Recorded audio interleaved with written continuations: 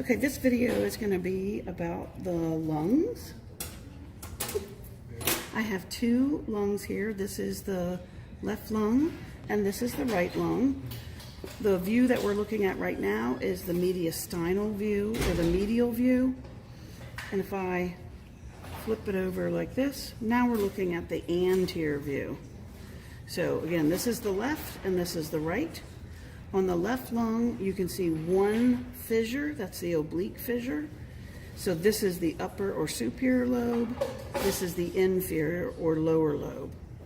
On the right lung, there are two fissures, a horizontal fissure and an oblique fissure.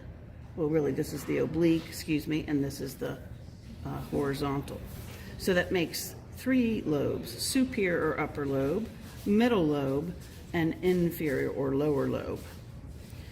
The left lung has some additional features. This is the lingula, and that means tongue-shaped, and this one really looks like a tongue. So this is the lingula, L-I-N-G-U-L-A, lingula. And then this is the cardiac notch. If we turn the lungs over, we can see more impressions. This is the cardiac impression on the left lung, and then you can see an impression made by the descending thoracic aorta and the arch of the aorta.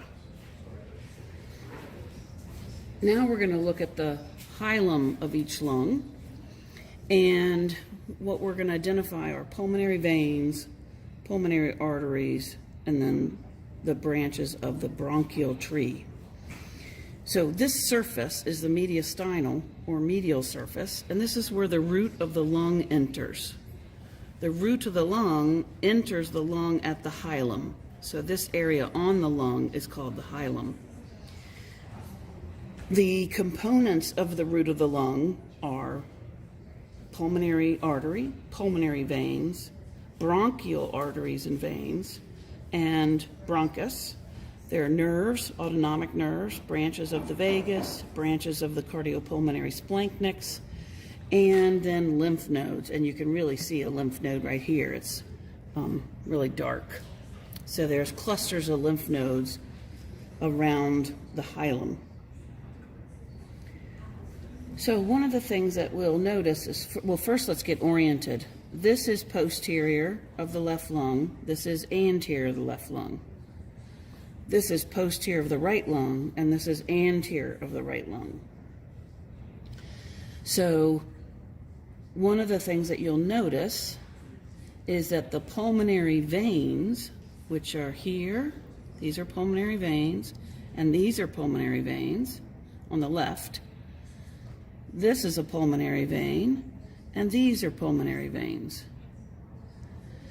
So in both the right and the left lung, the pulmonary veins are the most inferior structure in the hilum and the most anterior structure in the hilum.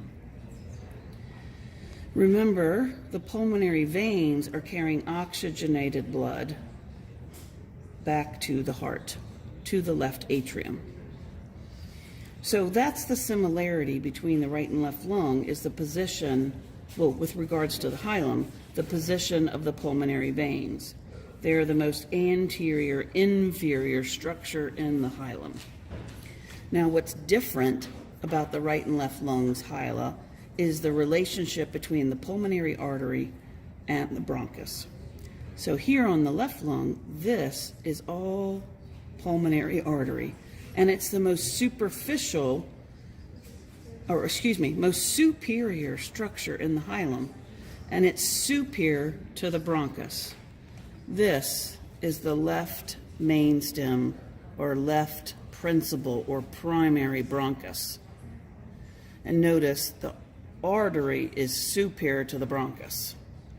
That helps you identify the left lung from the mediastinal view without looking at the fissures or the lobes. On the right lung, the artery, these are both arteries, and then this is the bronchus. On the right side, the arteries and the bronchus are side by side. You may, depending on how the lung was cut or how the root of the lung was cut to remove the lungs, you might find where the bronchus is superior to the artery, but side by side is typical of the hilum of the right lung. So what do the pulmonary arteries carry? The pulmonary arteries carry deoxygenated blood. They're a branch of the pulmonary trunk, which is coming from the heart.